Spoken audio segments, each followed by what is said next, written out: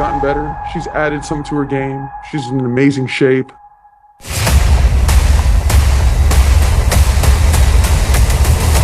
I mean, what she's doing right now is just unthinkable.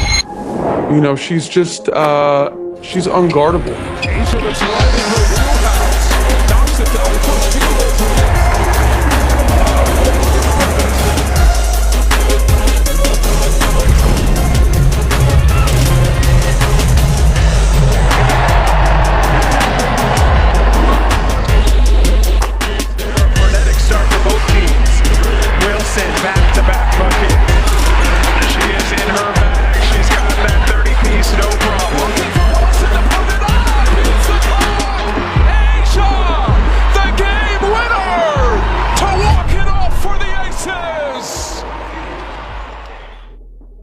Today we shift the spotlight to a spectacular drama in women's basketball that captured all the attention. It is the game that took place on the 11th day of September in the year 2024 between the Las Vegas Aces and Indiana Fever. This game was not just another game, as it was more like a game of endurance, skill and tactics with some of the best players in the league participating as the playoffs quickly approached. The Aces, with the prolific A'ja Wilson, work out to let it be known that they were the team to beat. A'ja Wilson, who was quite evident in the MVP race, has been a pillar of the Aces every game, bringing along leading scoring and defending to all the games played. On the other side we have the Indiana Fever, whom Caitlin Clark and her electric game made the fans forget how heavily their previous departures made them work. Clark has not only impressed most Warrior fans with her deep shooting capabilities and playmaking instincts, she has carved our name in the media due to her bravery on the court. This contest was not just about who was better, it was about the spirit and the guts of the competitors. The answer lay, and who had the most belief, the Caitlin Clark lead Fever or the season Aces. It was a face-off between youth and experience, and this time there was no room for complacency. Settle in, for we're about to stretch you through the entire duration of this game, starting from the first whistle to the last. Let's go. The first quarter began on a high note with the Indiana Fever looking to control the early proceedings and even got help with Caitlin Clark in the game. Kelsey Mitchell only needed 10 seconds to get hold of the ball and power her way to the basket for the first scoring points on the board. For Indiana, they sought to build their energy early with the hope that pressure would lead to rhythm for the team, or for any team for that matter. On the Aces is another vital player for the Fever. Lexie Hull was next to take the side high by scoring a three-pointer with poise, in effect letting them know that Indiana was ready to compete. This was later on followed by Aaliyah Boston, who scored an additional 2 points with her fantastic movements on the court to make the Fever lead by 7 points in a heartbeat. The Fever way as hot, and it appeared that they were ready to dominate the match even in the opening minutes. But if there's one thing we've learned about the Las Vegas Aces this season, it's that there are vexation to the concept of defeat. A'ja Wilson, showing the wisdom of an MVP candidate, made things right as she also scored. She followed up the two with back-to-back curves and went into the 8 and hit a jumper, reminding everyone that she's one of the most threading players in the league. Wilson's little run was a rude awakening of sorts for the Aces, who had done well to steady themselves from the early distress but still needed to start battling back. Caitlin Clark, however, was not in the mood to allow the Aces to overshadow her talents. She took the ball in the paint and was fouled. The resulting shot from the charity stripe would allow Indiana to hold on to the advantage. The two contrasted sides went toe-to-toe, with neither team backing down. A couple of Aces, Erica Wheeler and Tiffany Hayes, contributed as well, courtesy of their jumpers and three-point shots as the clock ticked down during the first quarter. As hard as Indiana Mount pushing their advantage, the Aces had a narrow advantage of 2 points, 20-18 at the breakout, with the first quarter finishing. This pattern of scoring would ultimately lead us to a very well fought and thoroughly enjoyable game. With the second quarter at hand, the Las Vegas Aces managed to stick to a slim advantage and wanted to improve on it. The Aces knew what required to be done. It was time to play as per their age and seize each and every chance that would come their way. Megan Gustafson received a clean assist from Tiffany Hayes and laid it up into the basket for another 2 points on the Aces side. Hayes, who had been one of the most productive players for the entire year, imitated the above act, but this time without the ball in play, with 2 free throws.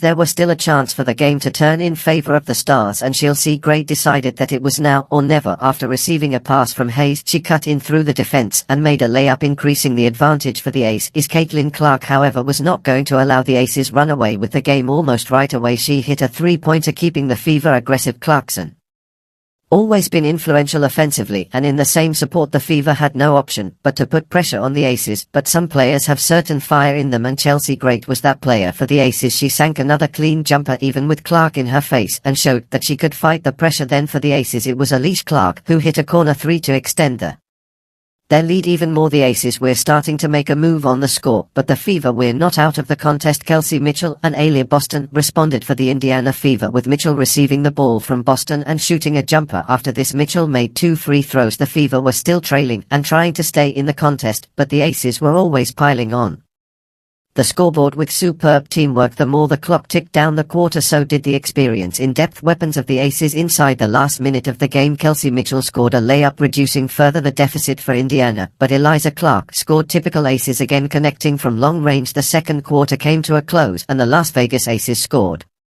consecutively to end the half with a from lead. A half of play showed both teams geared up, but slowly the Aces' psychological edge began to take control. The Fever had the best start, Caitlin Clark among the best. However, as the game advanced, it became clear that their Aces were older than them and much deeper than them. Joe Wilson largely performed its best and provided much-needed offensive plays at crucial stretches of the game, which not only kept the Aces ahead but broke the spirit of the Fever at vital stages of the match. Perhaps one of the weightiest reasons for the team's victory in this battle was the style they played. The Fever generated quite a dependence on one-on-one situations, whereby practically most of this scoring responsibility was put on Caitlin Clark and Kelsey Mitchell, although it was possible for Indiana to remain in the game thanks to the long shooting and the playmaking of Clark. The Fever didn't have the firepower to British American. Contrary to what the Aces offered, the picture was different, with the Aces who demonstrated a rather more communal individual less performance, with numerous players contributing at different points of the game. The Aces also made great strides within turnovers and daring fast breaks, provided that both teams managed to make a few defensive stops. It was the Aces who proved to be more effective in converting those into points. Stepwise building and maintaining the lead through the game was possible largely thanks to that efficiency. The Aces' defense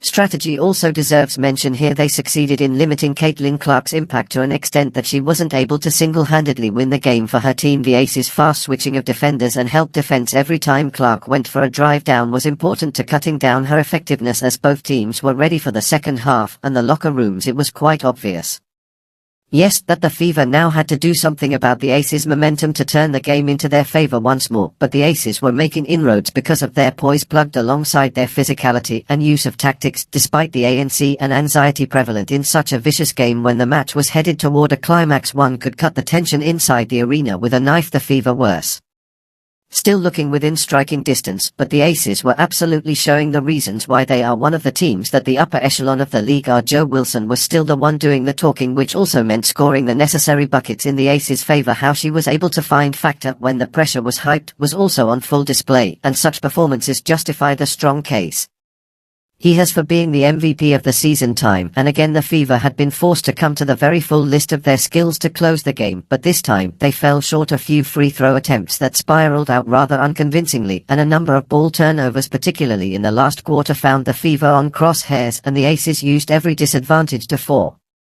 for every one of them. Caitlin Clark refused to give up, pushing hard for the basket in an effort to bring her team back, but there was no breaking the Aces' D. Anytime the Fever responded with a call of attack, the Aces had an antidote, whether it was mid-range jump shots by Wilson or cheap but necessary three-pointers courtesy of Eliza Clark in the last minutes of the encounters.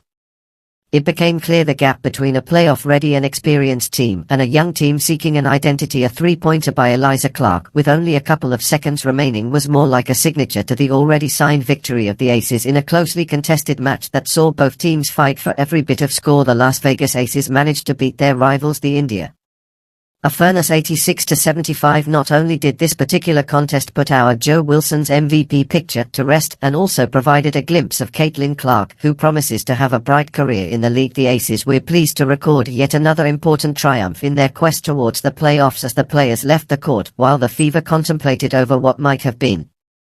In this one was a teaching moment for Indiana, proving them exactly how much poise and consistency is needed to beat the best in the league. For the Aces, that was one more step closer to achieving what they set out for WNBA championship. Not only the match, but the whole game re-emphasized what the WNBA has to offer in terms of action, competition,